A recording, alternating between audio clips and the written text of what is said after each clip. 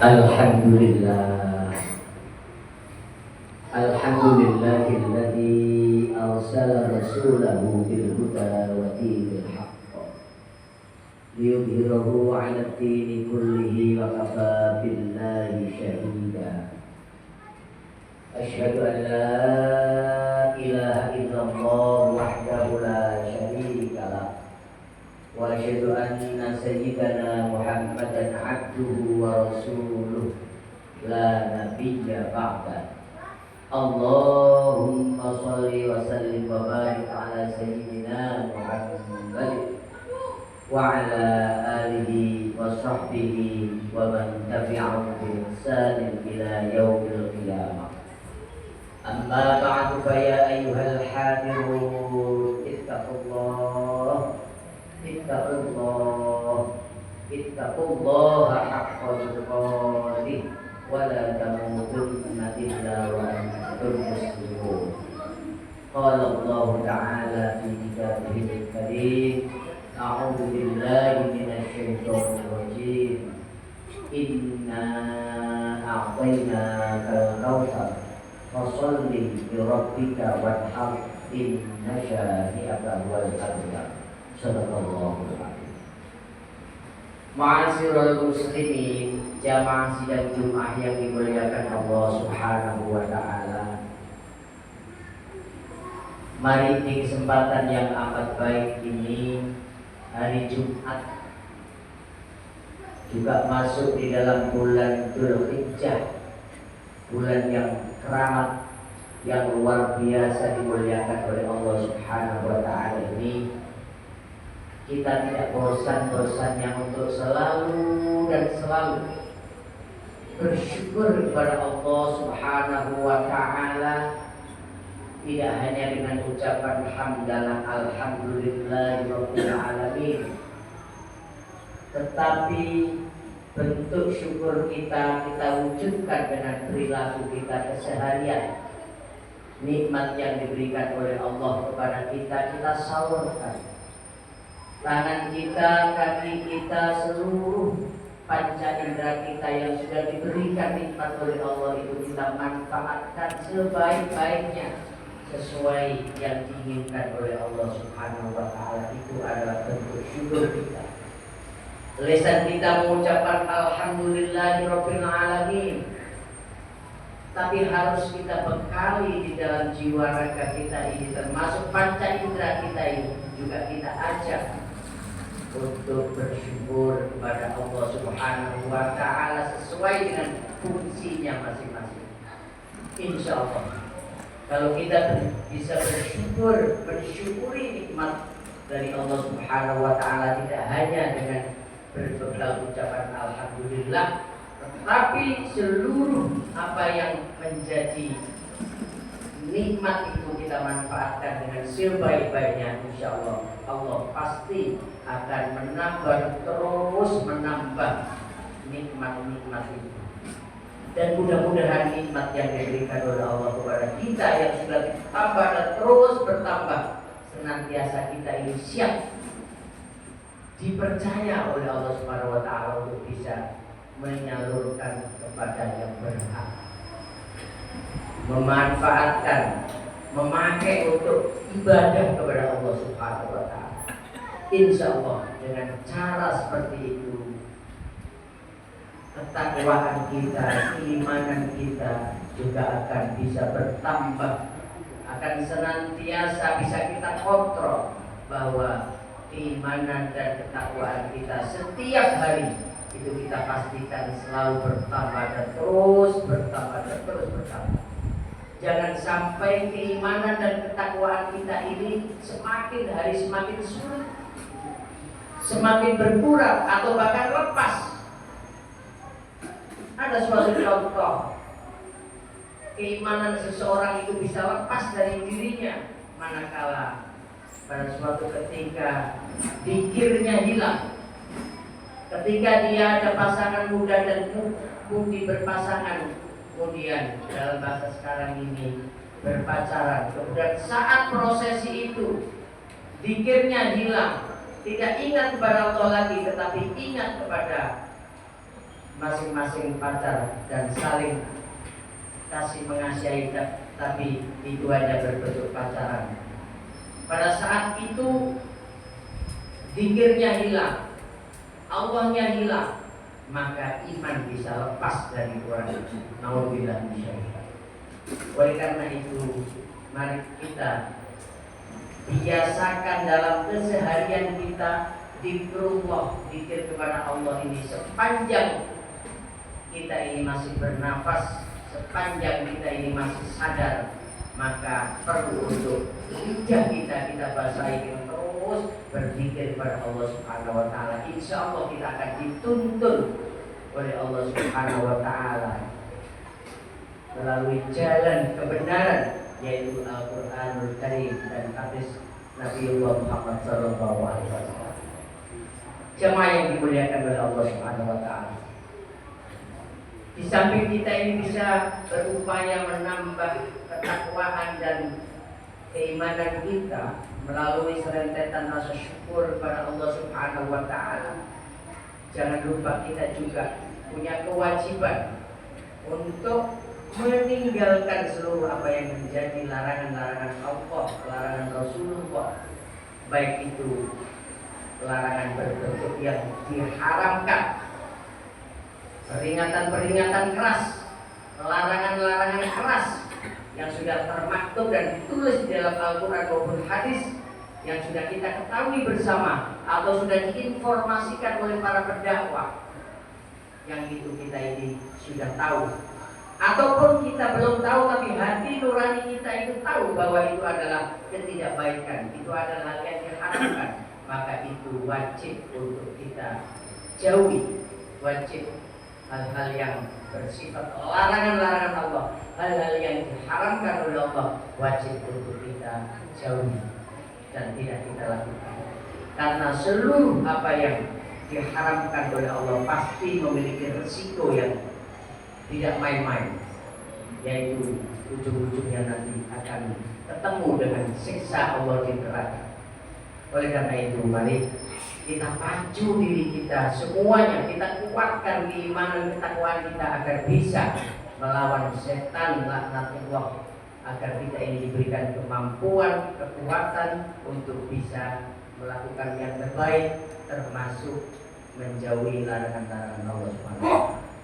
Ma'asyiral muslimin, jamaah sidang Jumat yang dimuliakan oleh Allah, kali ini saya memberikan tema khutbah pada kali ini masih tetap karena di bulan Dzulhijjah, maka kita perlu belajar ulang, perlu membuka materi ulang apa yang ada, keistimewaan yang ada di dalam bulan Dzulhijjah. Jemaah sekalian, perlu untuk kita camkan baik-baik di dalam hati nurani kita bahwa setiap tahun bulan akhir Dzulhijjah, yaitu bulan Islam Dzulhijjah, dan di dalam bulan Dzulhijjah ini ternyata 10 hari yang pertama mulai dari Senin kemarin tanggal 1 Dzulhijjah, 10 hari yang pertama ini ternyata hari-hari yang sangat dicintai oleh Allah, dan itu kita harus atau dianjurkan oleh Nabi kita Muhammad SAW untuk beramal soleh yang banyak, karena ini hari-hari yang dicintai oleh Allah dibandingkan dengan hari-hari yang lain. Ternyata 10 hari ini adalah hari-hari yang keramat, hari yang luar biasa. Monggo, sudah kita mulai pada hari Senin kemarin sampai 10 Dzulhijjah yang akan datang, kita lakukan beberapa serentetan amaliyah atau peribadatan kita.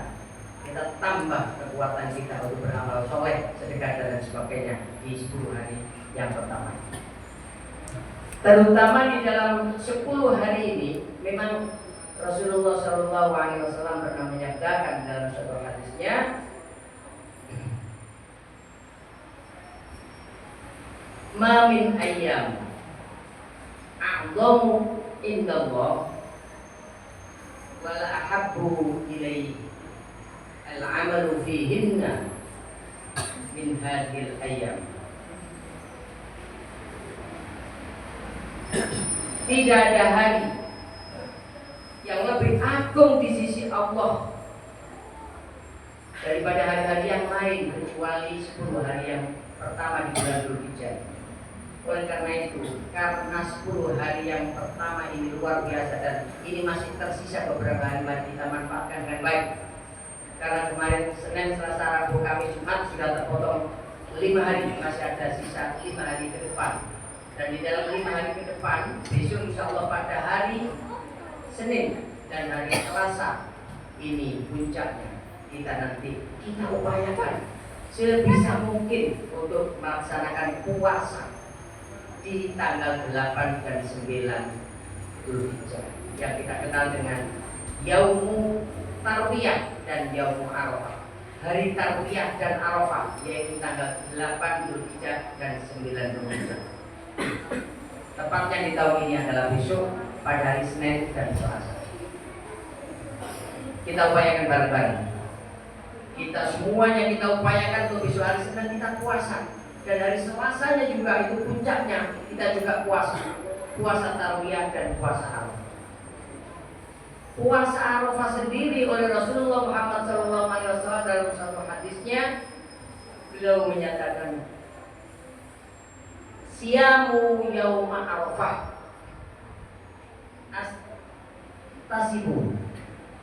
Ahtasibu ala Allah ayyakur sanata allati qablahu wa sanata allati ba'dahu. Puasa Arafah besok yang kita lakukan di tanggal 9 itu ternyata diberikan keistimewaan oleh Allah Subhanahu wa taala untuk bisa menghapus dosa kita selama 2 tahun. Luar biasa. 2 tahun dosa yang kita lakukan di tahun kemarin dan tahun yang akan datang, berarti 1 tahun kemarin, 1 tahun yang akan datang, berarti 2 tahun ini dihapus sudah. Karena kita melakukan puasa Arafah. Kalau kita nggak melakukan puasa Arafah sangat rugi. Karena di situ Allah sedang memproses penghapusan dosa kita. Terutama dosa-dosa yang kecil yang juga kita tuntut menjadi besar, itu nanti akan dihapus oleh Allah Subhanahu wa taala karena kita melakukan puasa Arafah. Monggo ini nanti kita niati dari sekarang. Kita niati bahwa besok hari Senin dan hari Selasa kita niat puasa Tarwiyah dan Arafah. Karena ini adalah luar biasa manfaat. Baik.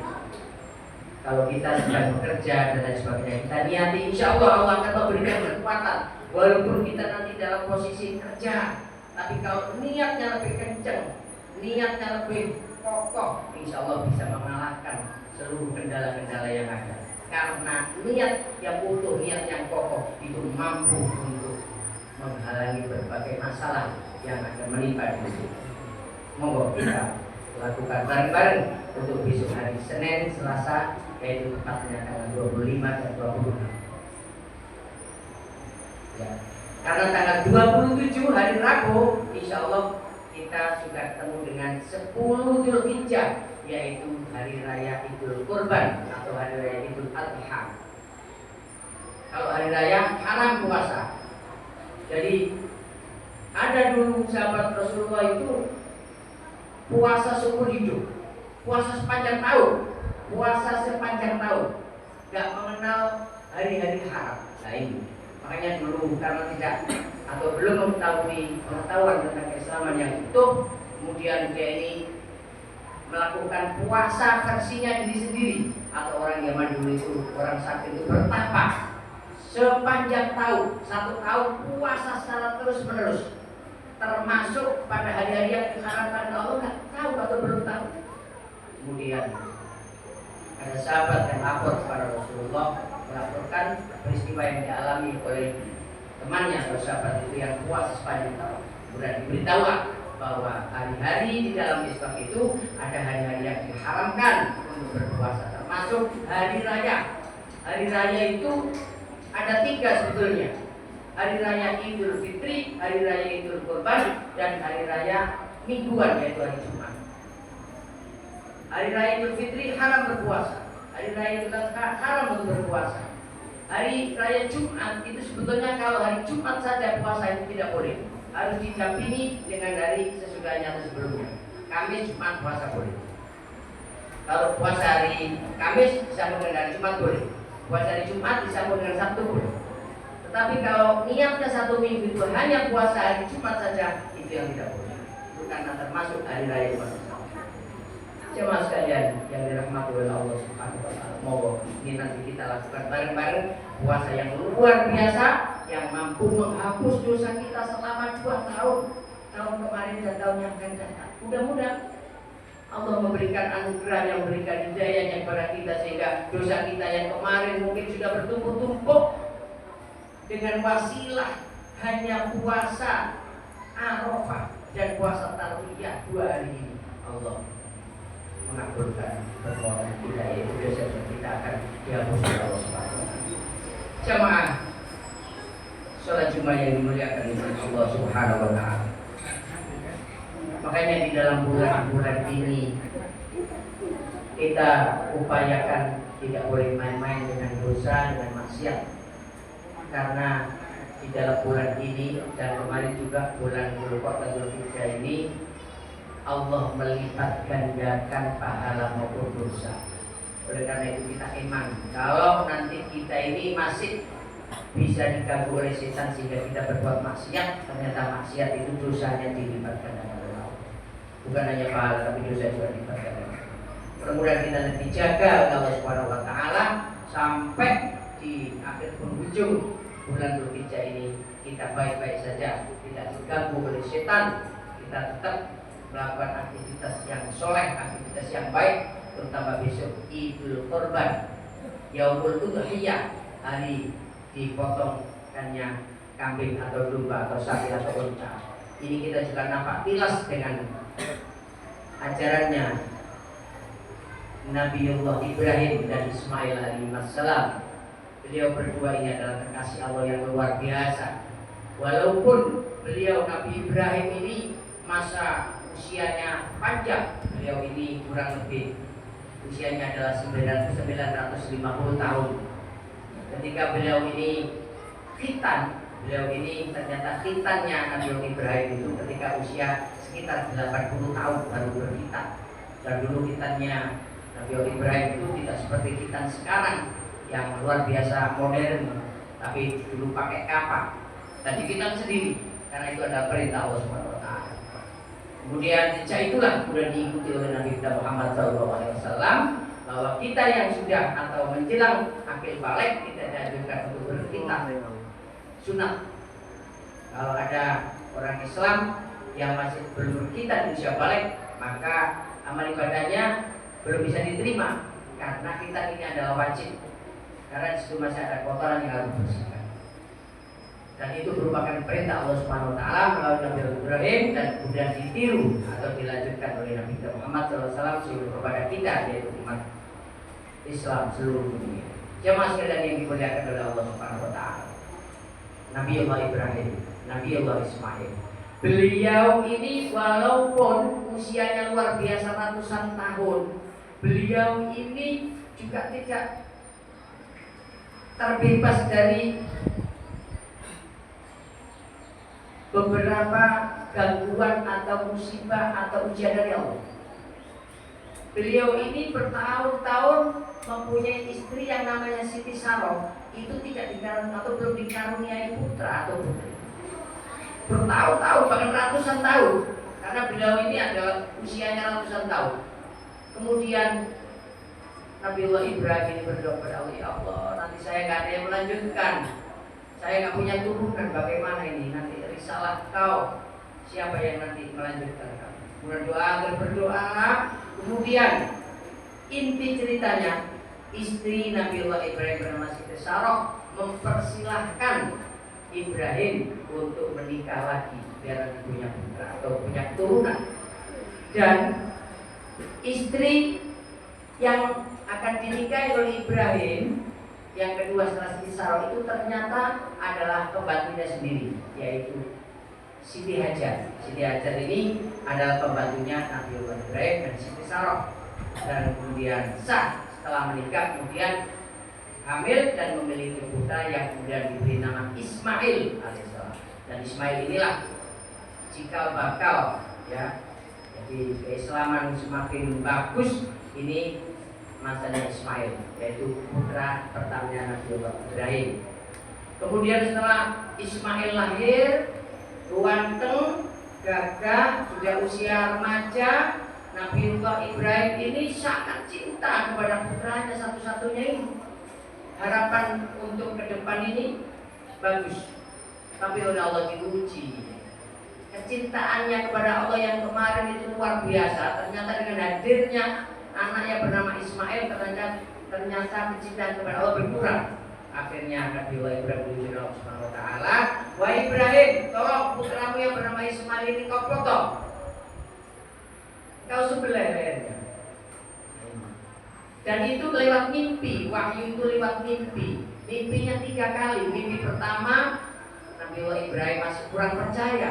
Mimpi kedua juga kurang percaya, dibilang mimpi dari setan.